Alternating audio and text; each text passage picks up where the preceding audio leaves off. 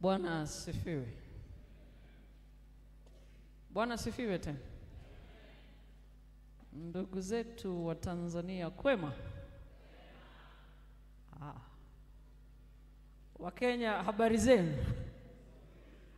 Wakenya mambo?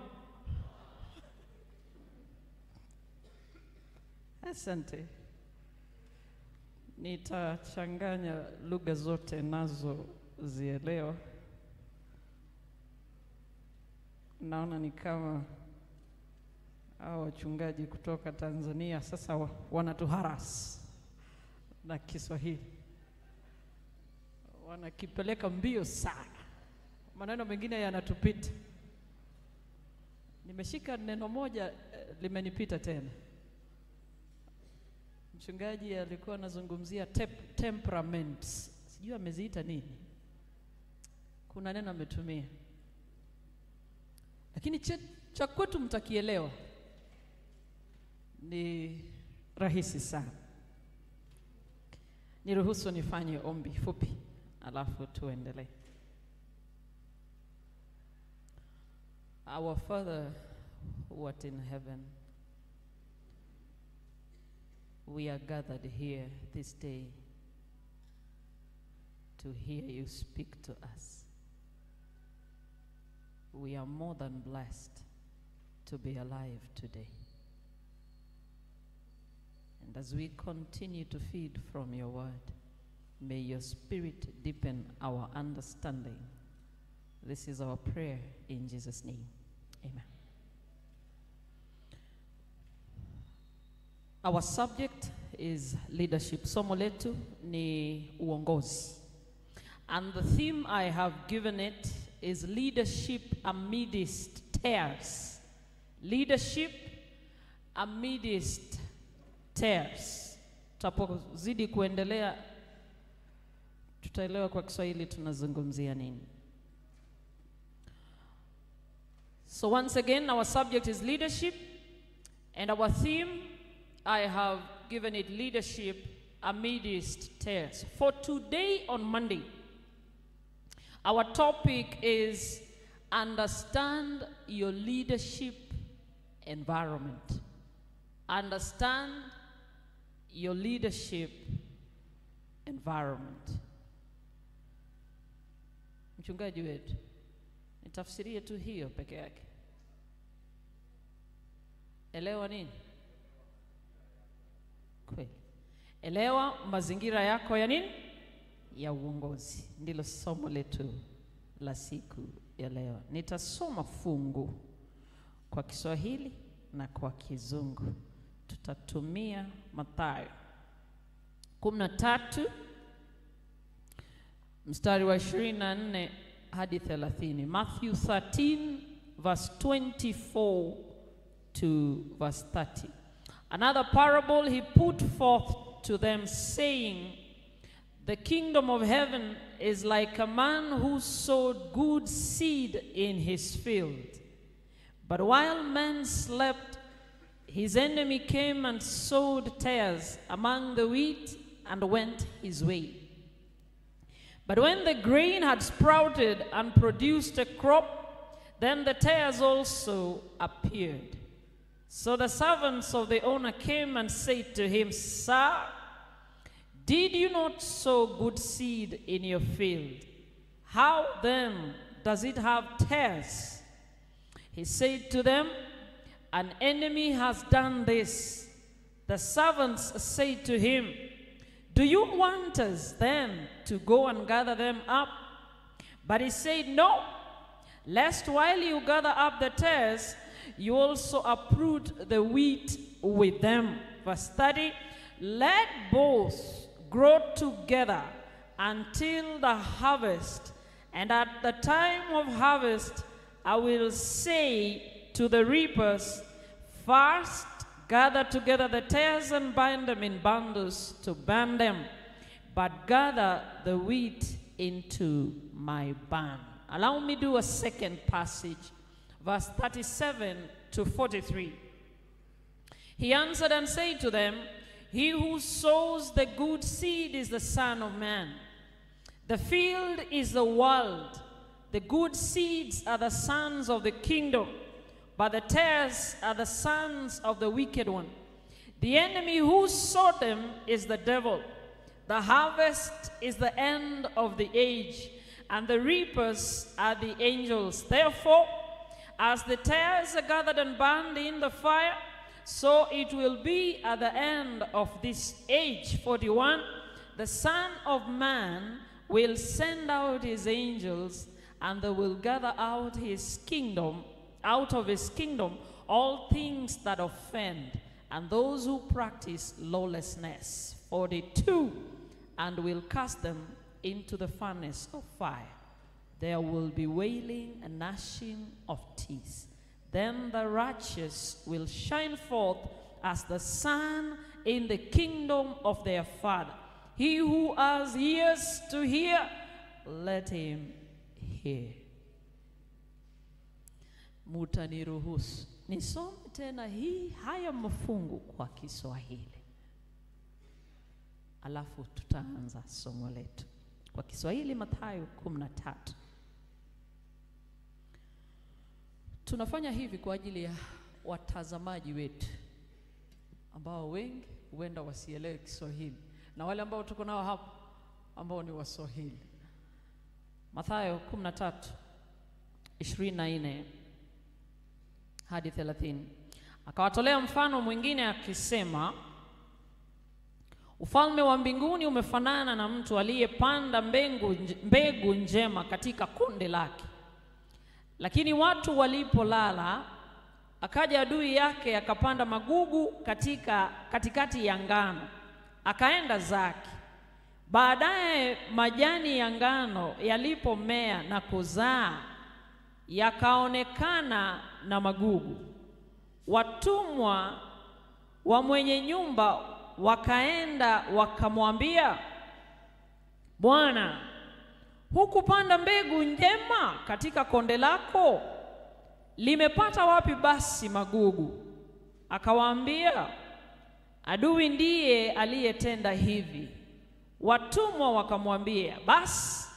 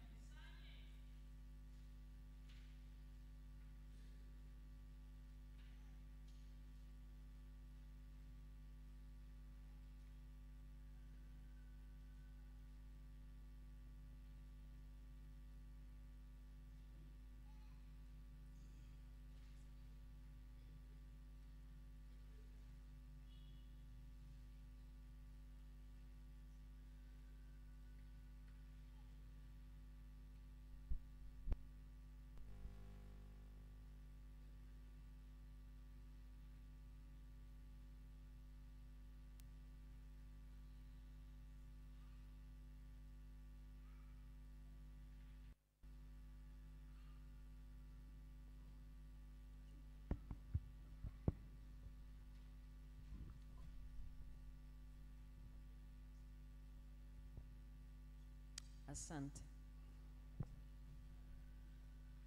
Tulifika mstari wa ngapi? 28. Akawaambia, adui ndiye aliyetenda hivi.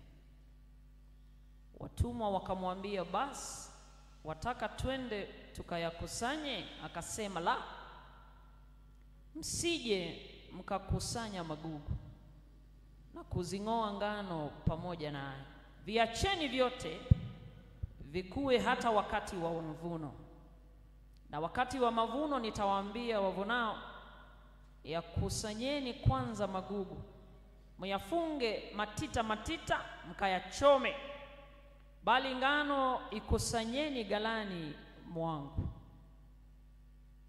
37 hadi 43 inasema hivi, akajibu akasema, azipandaye zile mbegu njema ni mwana Adamu.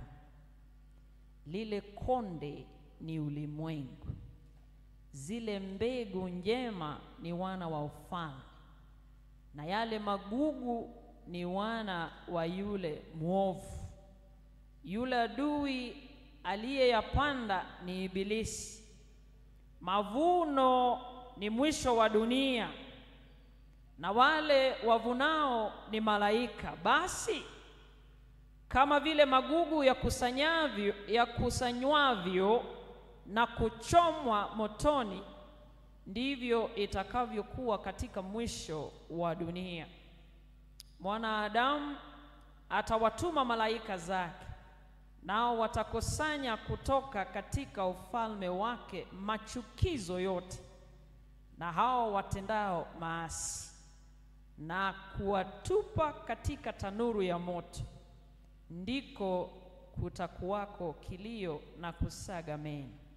Ndipo wenye haki watakapong'aa kama jua katika ufalme wa Baba yao.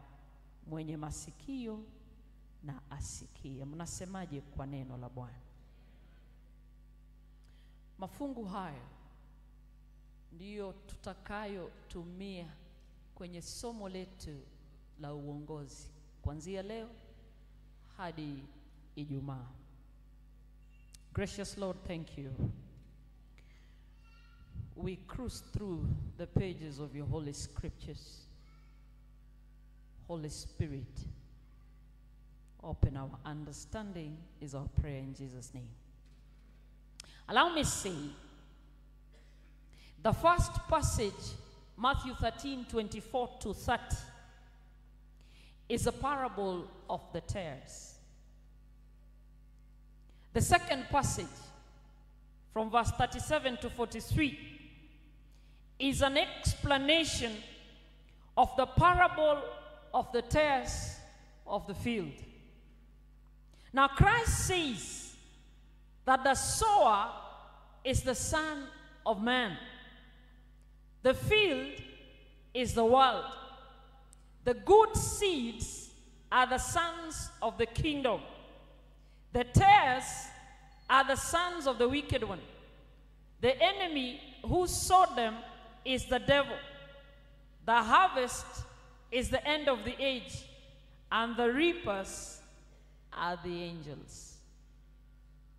Allow me take a closer look at this parable to enable us to understand the environment within which we are to exercise leadership.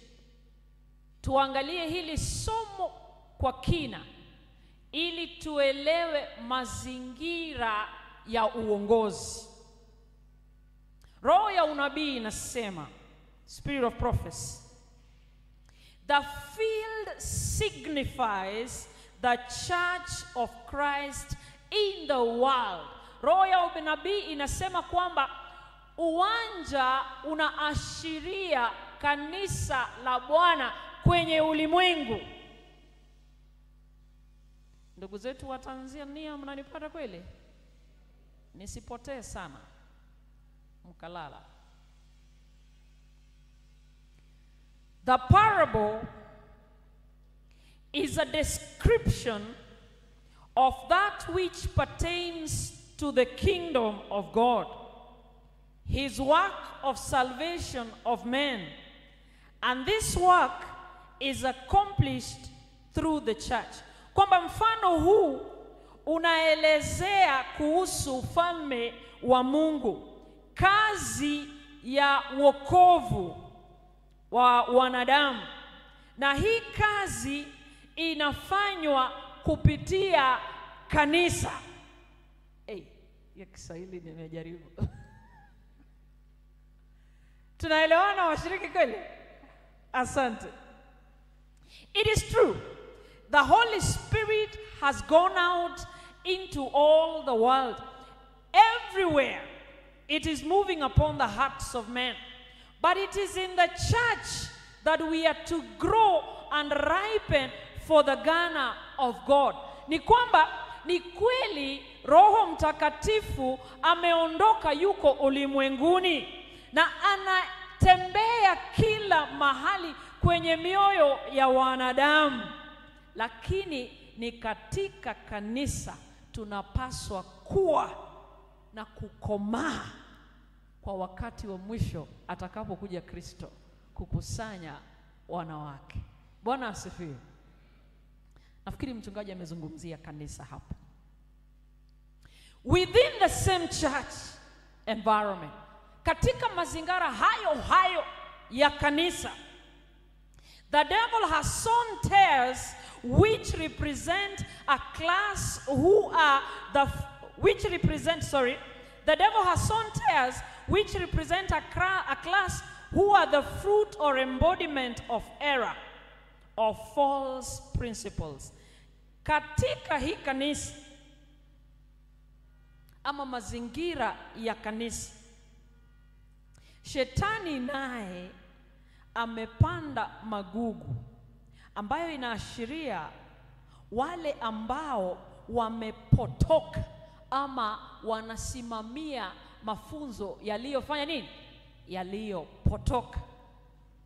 Lakini nataka uelewe, ni katika kanisa ya Bwana, in the church of God, there is the good seed which represents those who are born of the word of God.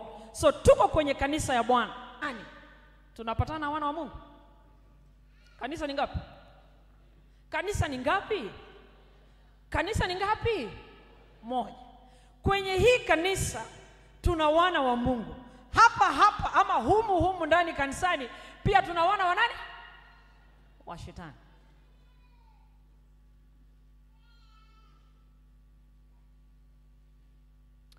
The biggest challenge we have today, changamoto kubwa siku ya leo, is the assumption that every individual in the church of God is a child of God. Changamoto kubwa siku ya leo ni kule kudhania kwamba kila aliye kanisani ni mwana wa Mungu. Nazungumza na viongozi. Hapa kanisani tuna wana wa Mungu. Humu kanisani shetani ana wana wake. Changamoto kubwa ni wewe nami kufikiria kwamba walio kanisani wote ni watoto wa nani? Wa Mungu. Usinipoteze ama nisikupoteze. It is a dangerous assumption that has caused the enemy and his band to have almost inconceivable advantage. Ni dhana ya hatari ambayo imemfanya shetani na wakala wake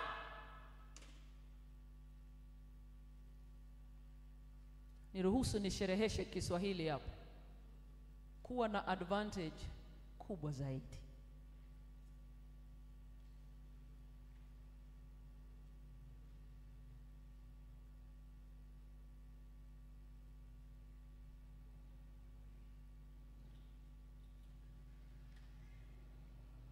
Kama kiongozi, as a leader, you must understand that there is a hostile power seeking to destroy.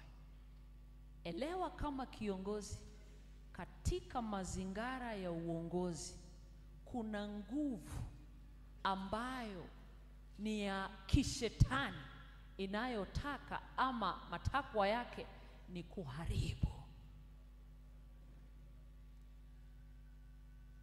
Usiwe kiongozi kanisani ukadhani kila mtu ni mwana wa Mungu. Ongoza ukielewa tuna nguvu nyingine ambayo ni nguvu ya nani? Ya shetani. Na lengo ni uharibifu. And so we can no longer live like the devil is non-existent. Hatuwezi ishi kama shetani hayupo.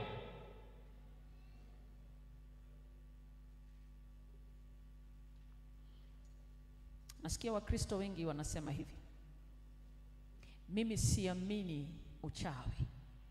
Shasikia Mkristo akisema hivi? Mimi siamini nini? I don't believe witchcraft exists. Yani unachosema ni kwamba shetani hayupo.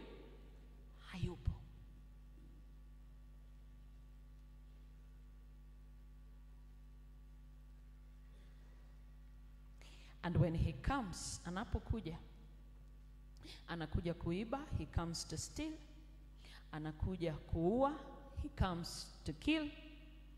Anakuja kuharibu, he comes to destroy. In this parable, the Savior does not point forward to a time when all the tares become wheat. Unaweza ukaniuliza swali, kuna nafasi ya magugu kubadilika kuwa ngano? Katika mfano huu, hakuna mahali Yesu ameelezea kwamba magugu watakuja wabadilike wawe nini? Ngano.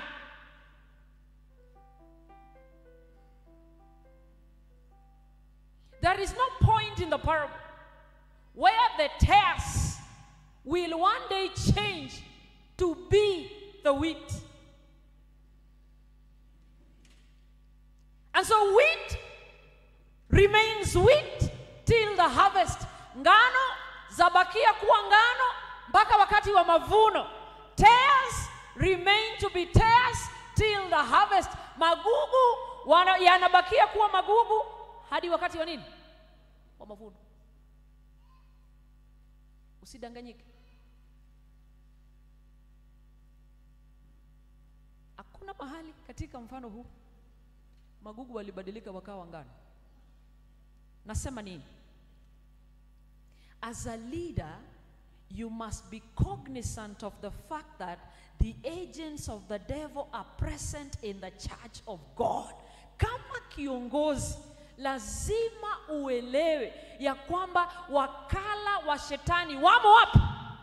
Kanisani.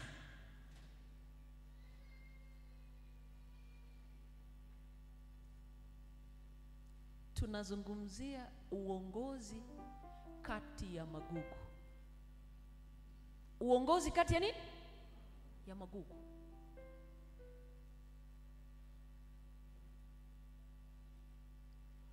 The church of God, nipate kwa usahihi, the church of God is not a cult. I have heard some people say the church of God is a cult. Chungaji, cult ni nini? Hiyo ipatikani Kiswahili. The church of God, sasa jifanye Waswahili. The church of God is not a cult. Listen carefully. But we have members of the occult in the church of God. Cult ni kama tuseme kwa mfano. Mshasikia kuna mtu ameongea? Madhehebu ni denomination. Cult ni kama Freemason. Cult ni, mnajua Freemason?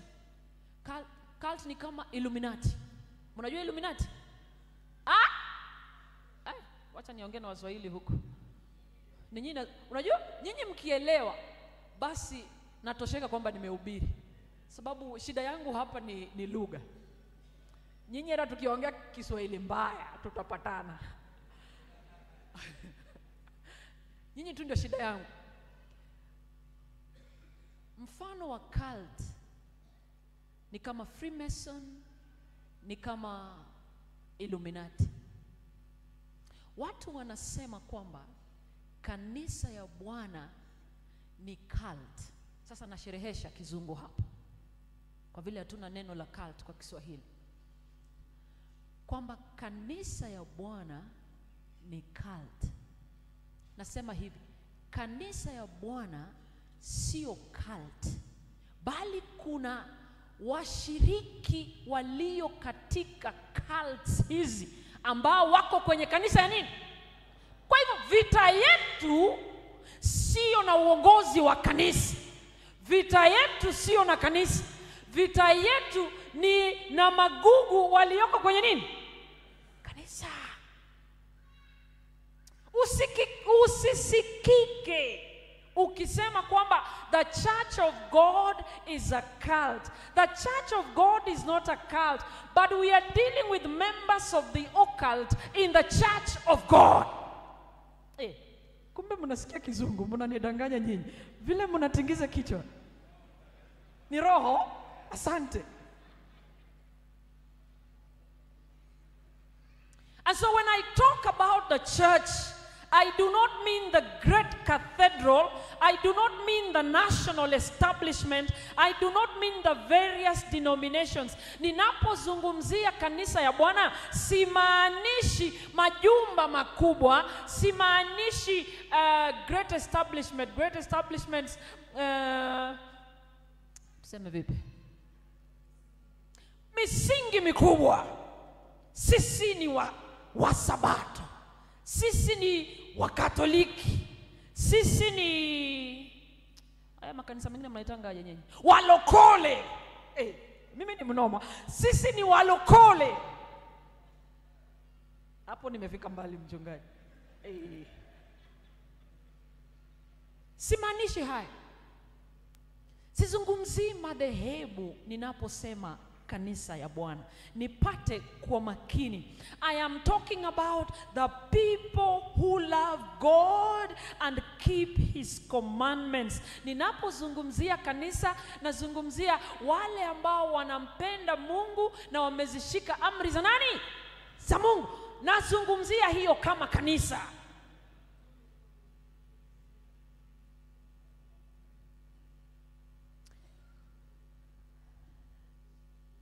In every congregation, katika kusanyiko zote za watu wanaodai kwamba wanampenda Mungu na wamezishika amri zake, in every congregation of a people that professedly love God and keep his commandment, you cannot miss the agents of the devil. Katika kusanyiko zote za wale wanaodai kwamba wanampenda Mungu na wamezishika amri zake, hawezi ukakosa wakala au maajenti wa nani? Wa Shetani. Narudia, wiki nzima tunazungumzia uongozi kati ya magugu.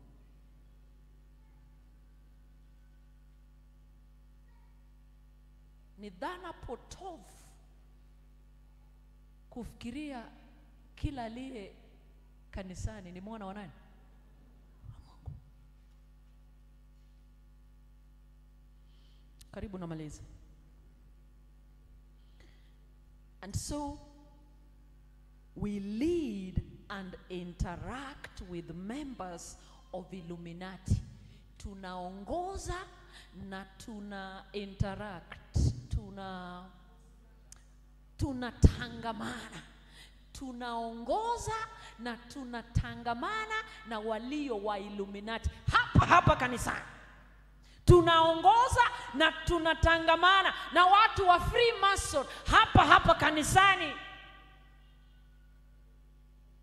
We lead and interact with devil worshippers here in the house of God. We lead and interact with witches. We lead and interact with sorcerers. We lead and interact with mediums. We lead and interact with soothsayers. We lead and interact with spiritists. We lead and interact with fortune tellers. We lead and interact with necromancies. Etc. Tunaongoza na kutangamana na walio wa Illuminati, walio wa Freemason, wanaofanya ibada ya kishetani. Tunaongoza humu kanisani na kutangamana na wachawi na waganga. Wako humu.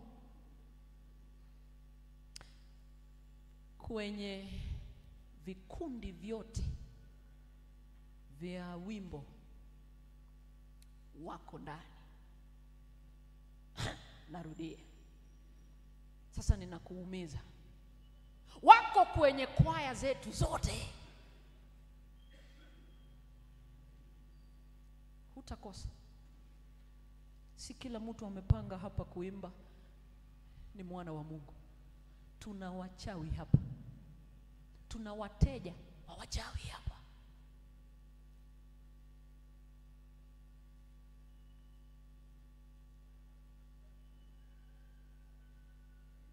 wako kwenye mganga, Sabato wako wapi?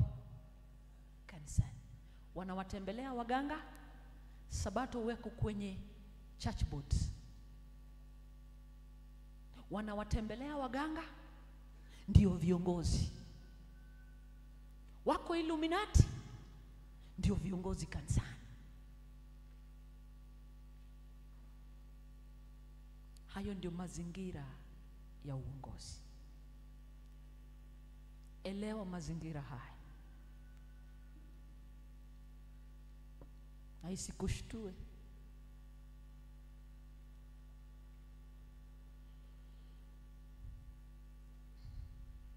And so we coexist with people who have sold their souls to the devil and have no intention whatsoever to confess and repent. Tunatangamana na wale ambao wameamua kumpa shetani maisha yao na hawana nia hata kidogo ya kutubu na kuungama dhambi zao.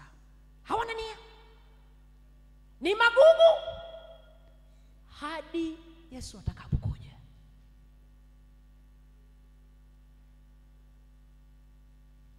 Wanasema Sabato njema, ukadhani Mkristo. Swali moja wameniuliza, pastor, lazima tuoe kanisani, mbona tusiende nje? Usioe dhehebu. Usioe nini?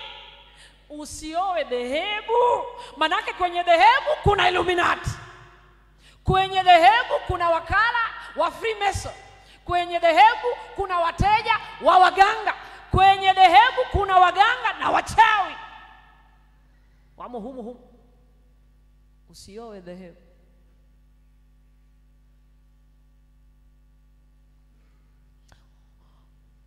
Oa aliyeongoka. Oa nini? Aliyeongoka. Marry a true convert.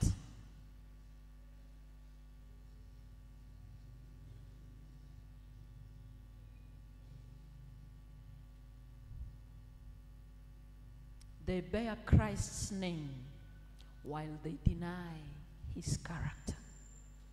The devil brings them into the church so that God shall be dishonored. The work of salvation misrepresented. The souls imperiled. Kwa hivyo unapoona misukosuko kanisani, elewa wakala wa shetani wako kazini. Munanipata wa Kristo? Unapoona misukosuko wapi? Kanisani. Elewa tu wakala wa shetani wako wapi? Kazini.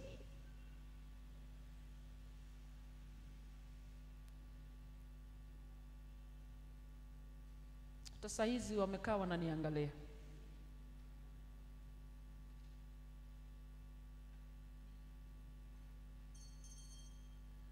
Nimekupata. Imeisha kabisa. Mimi najua sio mtu wa stewardship. Mimi naongea. Somo limeingia? Mumeelewa mazingira ya uongozi?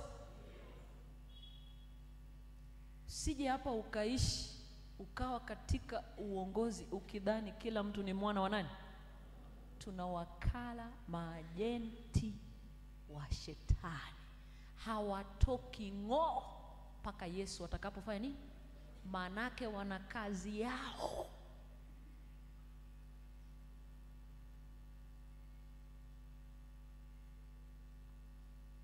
Leadership amidst tears calls for untiring wakefulness and unremitting vigilance. We must be on our guard. Kwamba uongozi kati ya magugu inahitaji tuwe vigilance, tuwe wa makini sana. Uelewe huyu mnayepingana naye ako upande gani. Uenda unapingana na mganga aliye kanisani. Ni mzee wa kanisa, ana madhabahu yake nyumbani, amefuga wanyama. si nyoka, si mzee Kobe, sio niambie tena kingine. Ai, mnajua hivi vitu. Nyinyi ni Wasukuma. Fisi. Mnatoka Usukumani? Mnatoka wapi nyinyi? Maeneo gani? Mumechangamana. Najua Wasukuma ndio wakali. Wa Bariadi.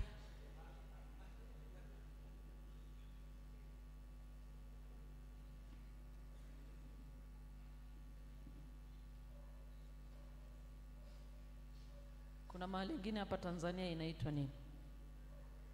Mahali wachawi wanajulikana kwa uchawi. Sumbawanga. Naona wateja wanazungumza Sumbawanga. Kuna mahali moja, mahali kuna misikule. Mnajua misikule? Kuna tena mahali ingine kuna misikule sana. Inaitwa wapi? Wapi? Kuna mahali sio hizo mnaniambia. Najua najulikana. Unajua misikule? Nyinyi hamjui misikule, nyinyi tulia.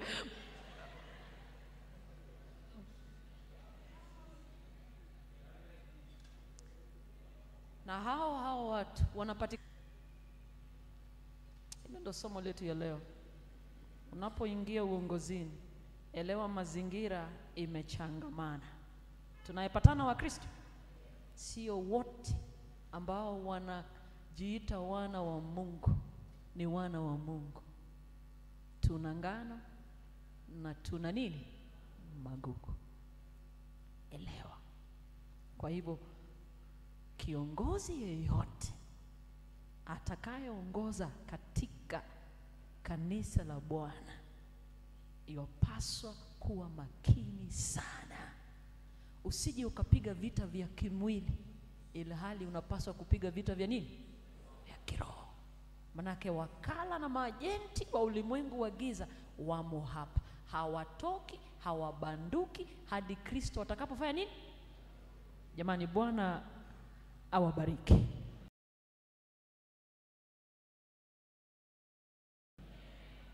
Niruhusu tuombe. We glorify your name, O Lord. This is your church. But in your church,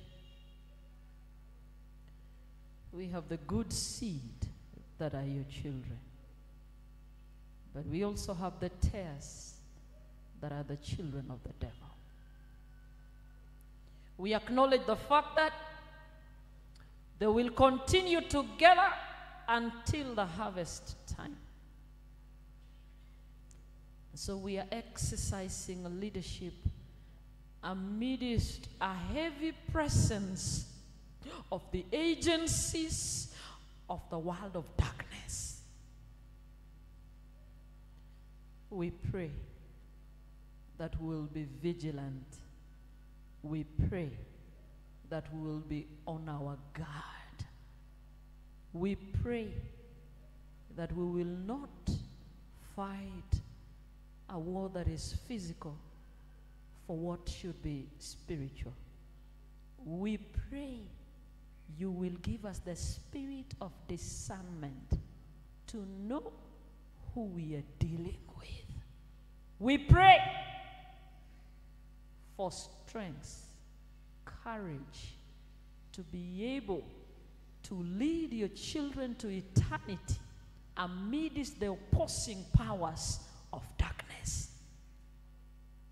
May your will be done is our prayer in Jesus' name.